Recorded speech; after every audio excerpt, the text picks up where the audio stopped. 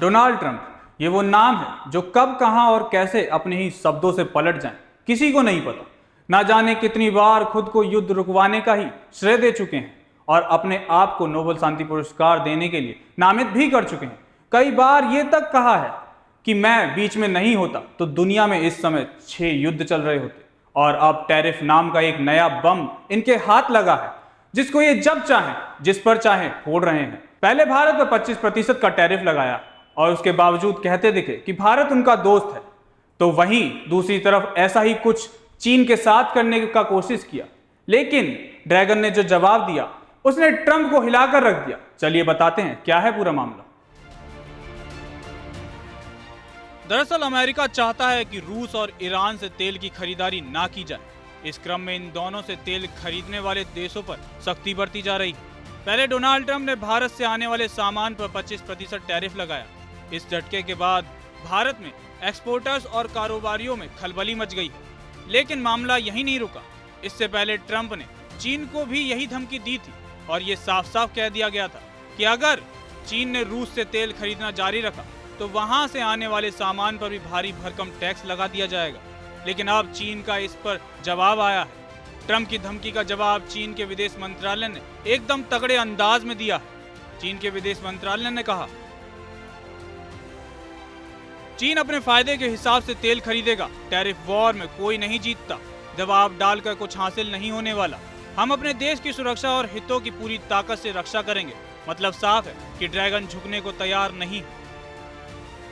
हालांकि ट्रंप पहले भी ऐसा कर चुके हैं। साल 2018-19 में उन्होंने चीन से सामान आने पर भारी टैक्स लगाए थे, जिससे दुनिया भर की मार्केट हिल गई थी। और अब फिर से वही गेम शुरू होता दिख रहा है। इस बार रूस के तेल को बहाना बनाकर ट्रंप ये खेल खेल रहे हैं। उधर चीन ने साफ कह दिया कि वो अपने तेल सौदे रूस से करता रहेगा, चाहे ट्रंप कुछ भी कहें। यानी मामला अब सिर्फ व्यापार का नहीं बल्कि सियासी और रणनीतिक टकराव में बदलता जा रहा है।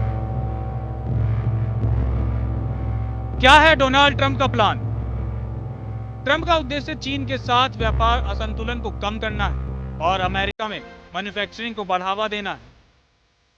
हालांकि ये टैरिफ अमेरिकी उपभोक्ताओं पर बोझ डाल सकते हैं, क्योंकि इंपोर्ट वस्तुओं की कीमतें बढ़ सकती हैं। विशेषज्ञों का मानना है कि ये कदम आर्थिक विकास और मुद्रास्फीति को प्रभावित कर सकता है, जबकि कुछ इसे रणनीतिक दबाव के रूप में देखते हैं। वर्तमान में चीन के साथ टैरिफ की स्थिति बदलती रही है और इसे लेकर अनिश्चितता बनी हुई। रूस में तेल सस्ता क्यों है? रूस दरअसल दुनिया में दूसरा सबसे बड़ा कच्चा तेल का उत्पादक है। यहाँ से दूसरे देशों को बड़े पैमाने पर ऑयल एक्सपोर्ट भी किया जाता है। रूस से तेल सस्ता मिलता है क्योंकि एक तो तेल का उत्पादन यही होता है और यूक्रेन से जंग के बाद तमाम पश्चिमी देशों ने रूस पर प्रतिबंध लगा दिए, जिससे रूस में कच्चे तेल की कीमतें गिर गईं। इस मौके का फायदा भारत और चीन जैसे कई एशियाई देशों ने उठाया और रूस से रियायती दरों पर तेल खरीदना शुरू कर दिया। 2024 में भी चीन ने रूस से बड़े पैमाने पर कच्चे तेल का आयात किया, जो चीन के कुल कच्चे तेल के आयात का 21.5% था, जबकि 2018 से 21 में औसतन लगभग 15.5% कच्चे तेल का आयात रूस से किया गया था। आपको बता दें कि रूस यूराल क्रूड ऑयल पर छूट देता है, जिसकी कीमत ब्रेंट और दुबई से कम होती और चीन को यही बात अपनी ओर आकर्षित करती।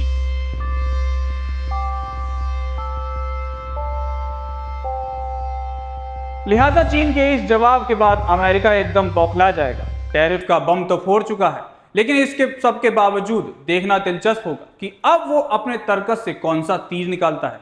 आपको क्या लगता है, अमेरिका चीन के इस जवाब के बाद कैसी प्रतिक्रिया देगा? हमें कमेंट सेक्शन में जवाब जरूर दें। ऐसी ही और भी तमाम अपडेट के लिए हमारे चैनल को लाइक, शेयर और सब्सक्राइब करना ना भूलें।